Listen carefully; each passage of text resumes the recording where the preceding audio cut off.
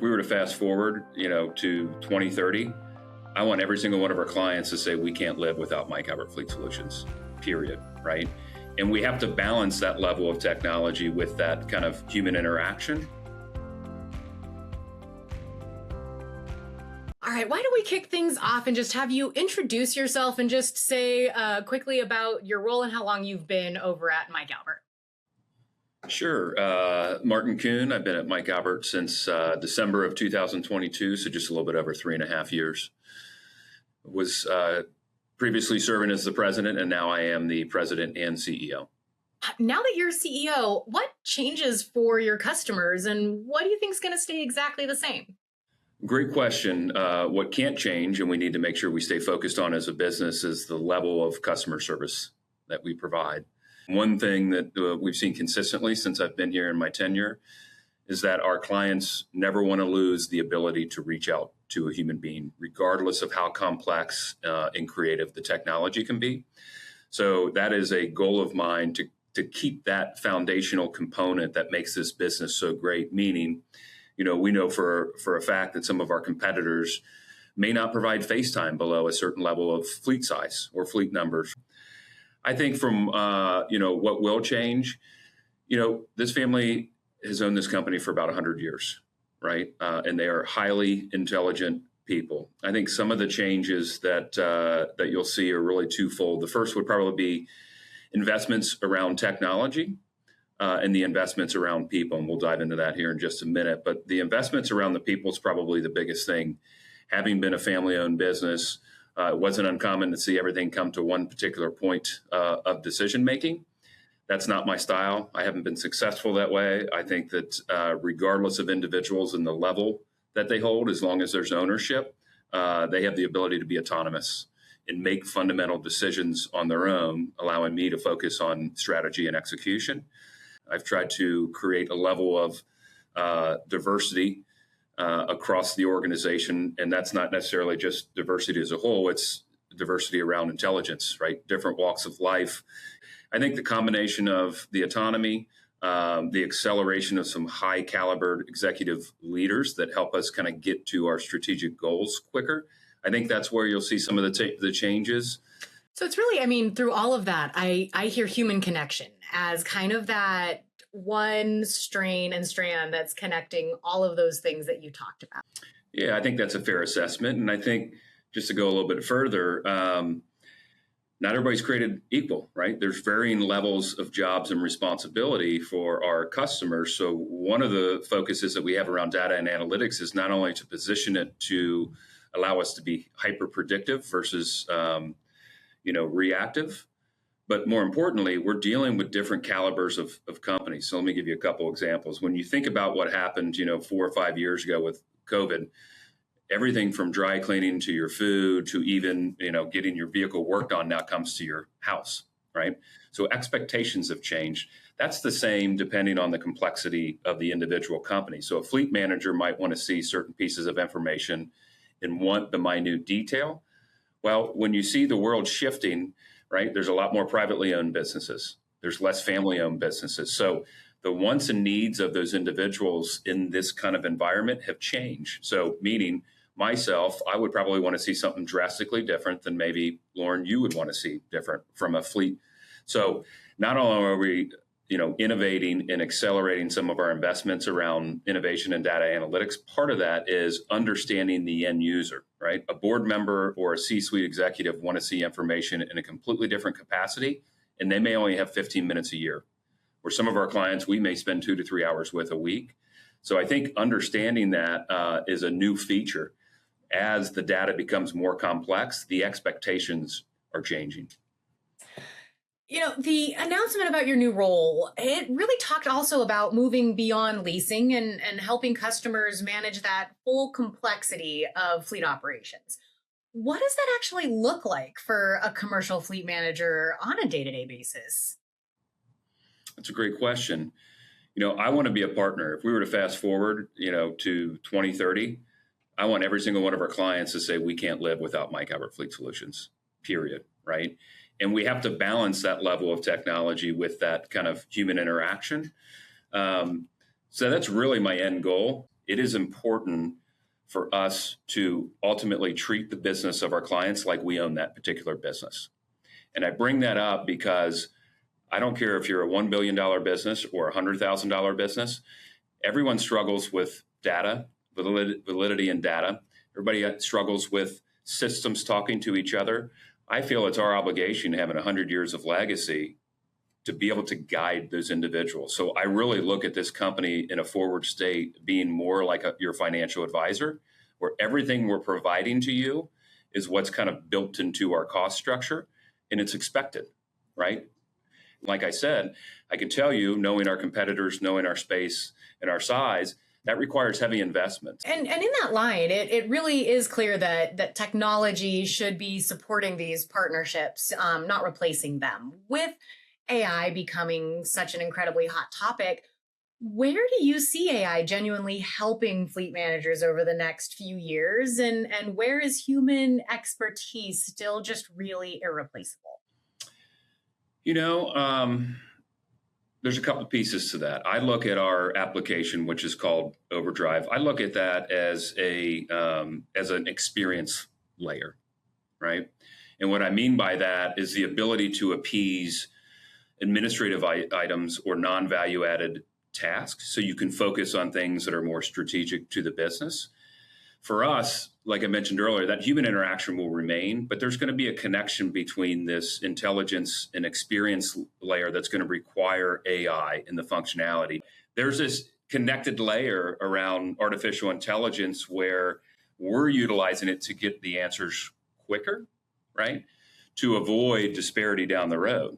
So in theory, people feel like sometimes, hey, I'm just going to hang on to this car for a little bit longer. But the reality is if you have at the tip of your finger the ability to pull that total cost of ownership and look across the entire competitive landscape in the United States and say, hey, you're spending 50 cents a mile, and the industry standard for the HVAC industry is 28 cents.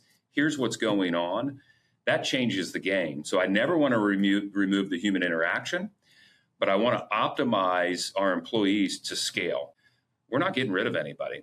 The opportunity is, how do we give our associates the ability to spend as much time as humanly possible with our customers, which is a good thing. I would love to triple our travel and expenses every single year, because it goes from, hey, I'm looking for this title and registration, or I'm hunting down this thing and I have to log a ticket, to no, I'm going to swing by Lauren's place of business. We'll have a quick cup of coffee and I'm going to save her a couple $100,000, but then I'm off to the next one. That's really the optimal state for the organization. And I feel there is a good opportunity for AI to take away non-value added tasks. And my hope is that people feel more empowered and feel more intelligence, that they're actually having those interactions versus, pushing paper around. I was talking to a fleet manager not too long ago, and one of the things they said to me really surprised me. It's that every single year they go through the process of proving the company shouldn't have a fleet. And in doing that, they are able to look at utilization, needs, all of these different things. And often, and every year so far, has proved that the fleet actually is necessary. But it was a really interesting way of looking at that, of trying to prove it was not needed in a way that really showed the true utilization of each vehicle and looked at it from that point of view. So I thought it was really interesting. We have some clients that only use the services and don't necessarily want to finance the vehicle. And I'm not suggesting that it's a bad approach, but if you're only focused on the cost of capital in that situation, you've missed a massive piece, right? When you own the fleet and you're financing it through us, you now have a line of sight to equity positions. Again, we've been around for 100 years. We do a pretty darn good job within, I would say, 99.9% of the time, of utilizing the remarketing values. And in fact, we just won a customer back recently who decided not to finance with us, went with a competitor of ours because they're like, well, wait a second, these guys will cycle the vehicle out within 30 days and I get my cash. And I said, how's that working out for you? And the response was, they weren't thinking about my best interest. I wanted to get the greatest value, but what they communicated to me was, we wanted the cash faster. That means the sophistication around data, which we now have through the likes of Manheim and Black Book and everyone else.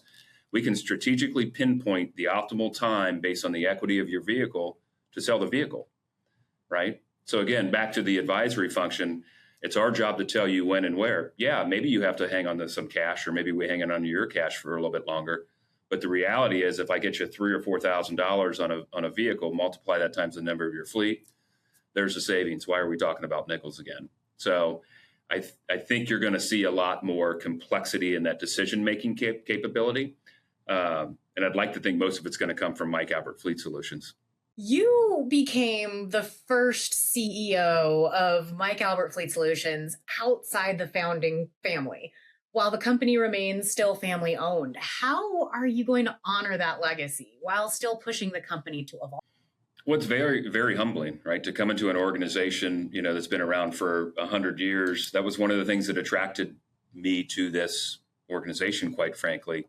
The family ownership was a structure that I had never really worked with before. I've worked in private and public spaces. And as you can probably understand, especially the private world, it's what have you done for me today, right? And the next day, and then there's different demands. So first and foremost, it's very humbling. The fact that this business is so stable and they've had relationships with some of our OEMs for over 50 years is also making my life a little bit easier. So you come into a well-defined business that has a really strong foundational component with employees that really love the heck out of this place. In fact, recently we were awarded top workplace for 15 of the 17 years here in Cincinnati, Ohio, that it's been around. And I had never worked for a company like that. I think the combination of those items, that's the foundational stuff that really gave me a level of solace to kind of move forward. The family will still be around, but another step forward for us around sophistication is we've created an advisory board. And I think that we've gotten to a particular position where we've realized as an organization in the leadership team that there's strength in numbers, there's strength in objective views. And I think with this role, I still like the family and the ownership structure to show their face in the walls. But I like the fact that they've realized they can create greater capacity by being an advisor on a 90-day basis and help guide us through some of these accelerated investments.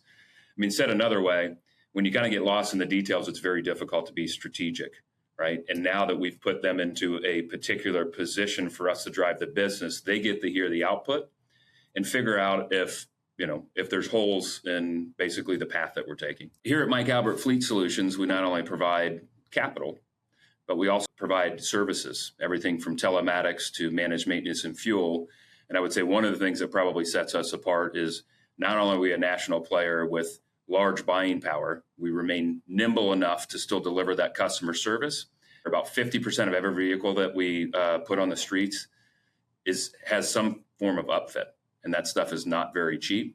So I think that technical capabilities of obviously the technical workers, but the fact that we have a team of 6 upfit engineers that build out the specs in the schema and work with your team as an individual is a value and a service that, quite frankly, I'm not sure our competition has. If we were to sit down together again a year from now and check in, what would success look for you personally? And what would your customers hopefully be saying about Mike Albert, even the ones you said you might make a little bit mad in the next little bit? I think that they trust us into perpetuity, and that the level of bond through the partnership is impenetrable, quite frankly.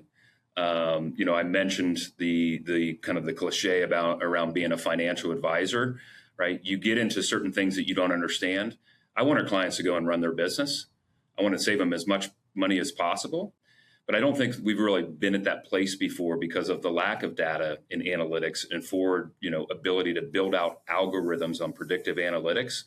Within the next, call it 4 to 6 quarters, we're going to have drastic changes in our world. And it's all going to come through kind of that innovative layer in conjunction with accelerating investments. But I want people to take a sigh of relief, if we were to fast forward and say, wow, all this non-sexy administrative stuff that I've done historically has now been gone. We got every VIN broken out, every state where it's expiring. I want to make it super simple so you're actually having those strategic conversations, even if those strategic conversations are 5 minutes, right? That's the real value. So I never want to change that human interaction. I never want to change the partnership, but in a nutshell, I think the innovation around the data and analytics and what we're building is going to kind of strengthen that to be an unbreakable partnership.